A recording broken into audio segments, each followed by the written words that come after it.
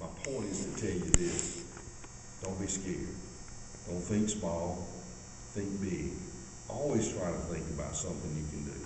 But whatever you do, is use that vision. Put a lot of passion involved in it. Okay.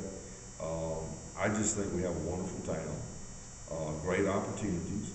If you haven't heard, it's pretty sure that Zaxby's is coming. They'll be probably yes, they got one Zaxby's, and it'll be it'll probably next year. Okay, that's about the time I'm going to college or something. That'll be here or something. But in January of next year is probably what they're looking at. And the reason being for that is they're opening up another Zaxby's somewhere else, and they'll want to get that out of place. But Winslow's will start hopefully around April 1st, and put those guys. That all started from a friend of mine telling me that Winslow's has always liked a site out there on the interstate. So a lot of people think, well, this is never going to happen, but you just don't give up. You don't give up. You figure a way to make it happen. And if you want something bad enough, you can figure out how to do it. Okay. I think what I enjoy more than anything else is, walking through those Korean plants and seeing all those people that I know out there working that didn't have a job before. And I think that's what the key is. What I would encourage you to do, something that I probably didn't do enough of, okay, is people that are a good bit older than you, are old like me. Your dad's, got a great vision about things. I mean, he's very opinionated about the things he does, which I think is good. He's somebody that's, I got a lot. I just think he does a great job of what he does.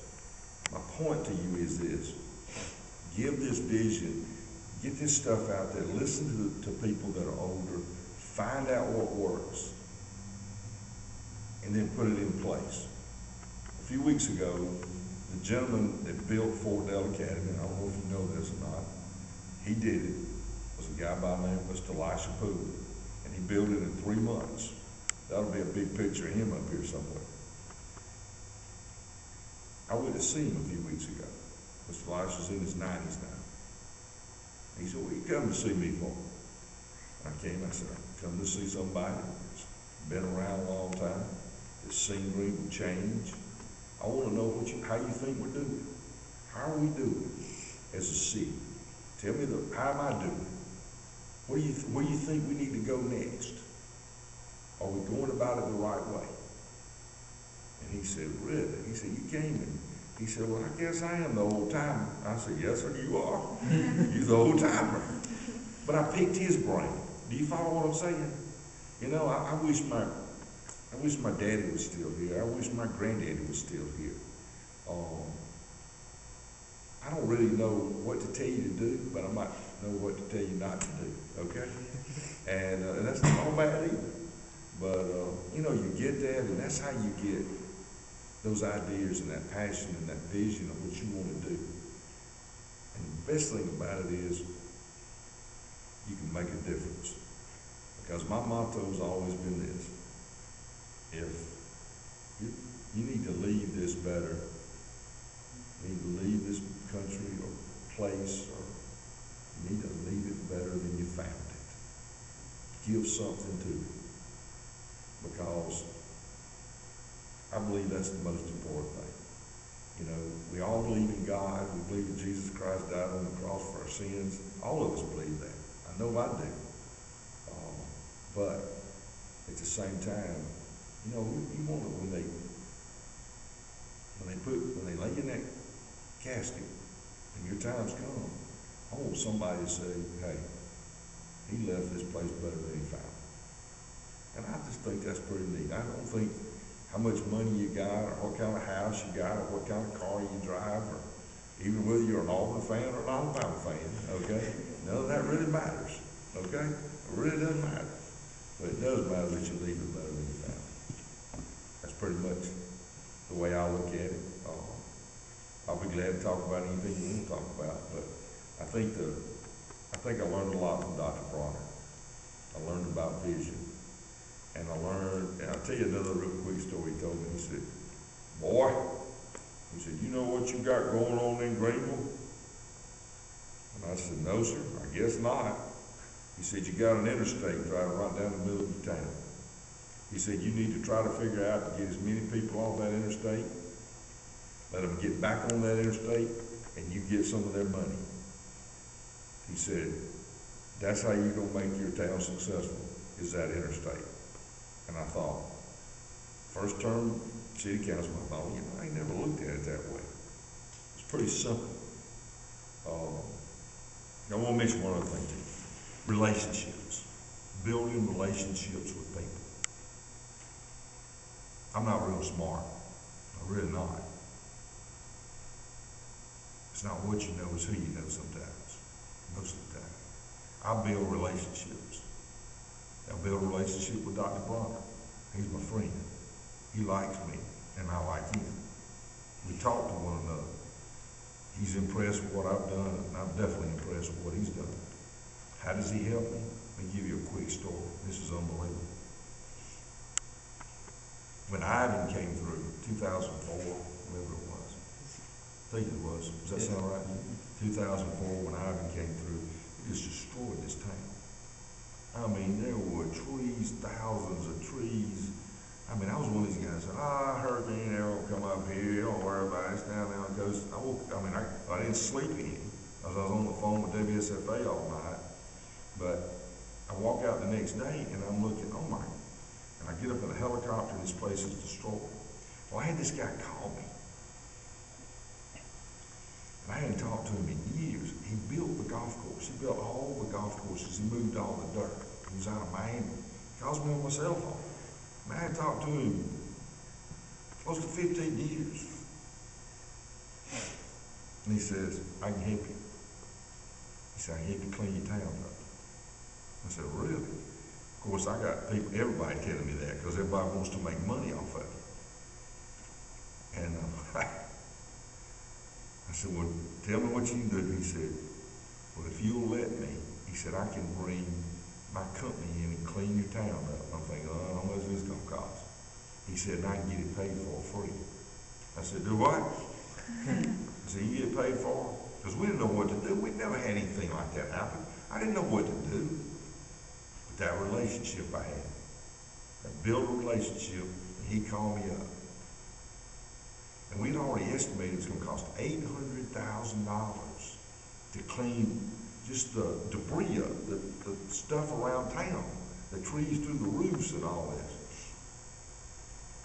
And he said, if you'll do it with the Corps of Engineers, he said, I can get it paid with federal funds. And I always wondered,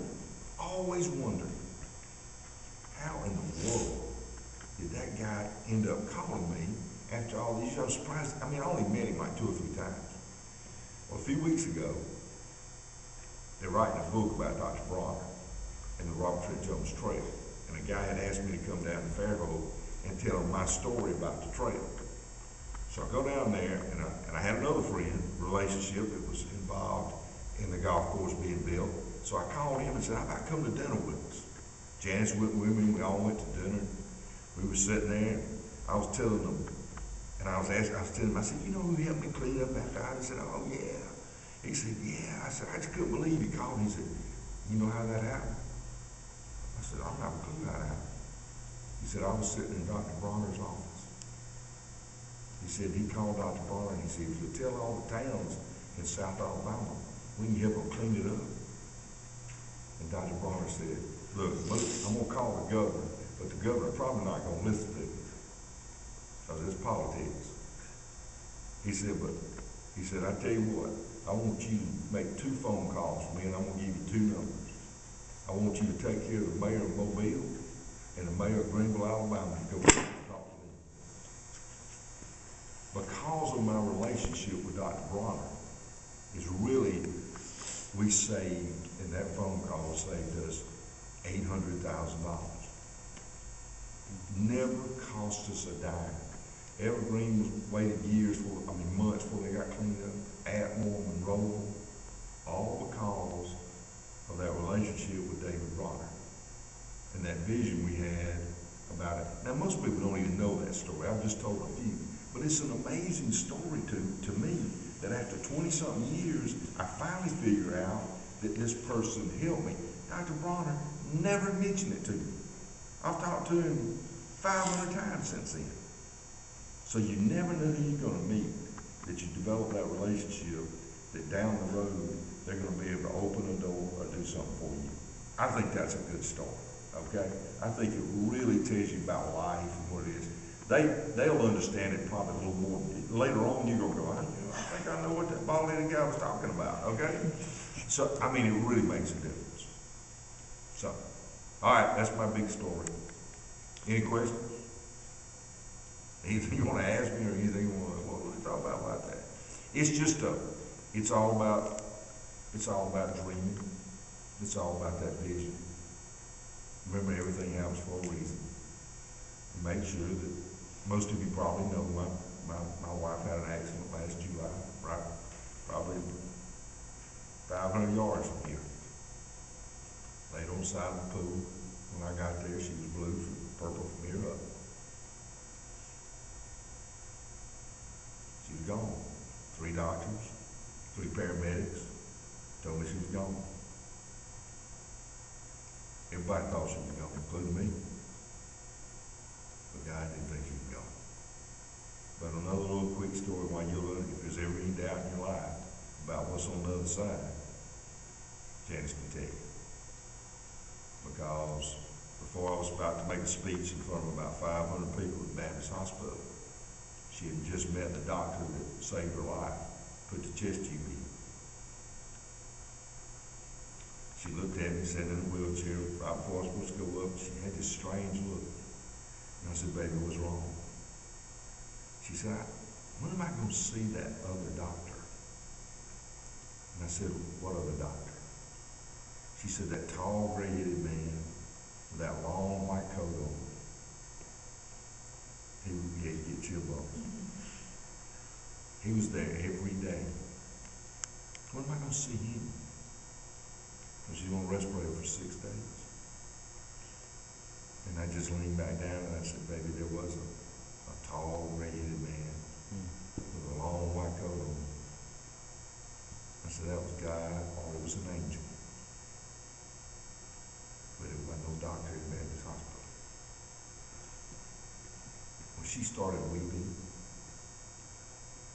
not crying, but weeping, and there is a difference.